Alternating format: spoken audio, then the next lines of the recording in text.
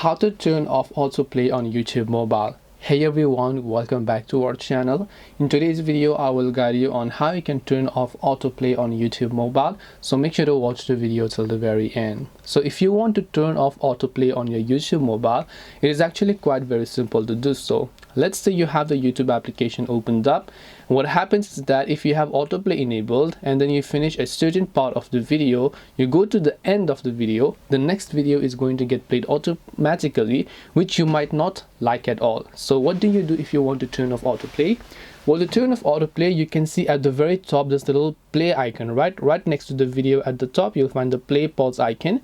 If it is scrolled to the right hand side, it means that autoplay is enabled. So to turn this toggle off, you can just tap on it once and now you'll see this play option. Now you can see autoplay is off. So if it is turned on, it will be to the right hand side. If you want to turn it off, just tap on it once and autoplay will get successfully disabled. And this way you can turn off autoplay on YouTube mobile. Hope this video was very helpful.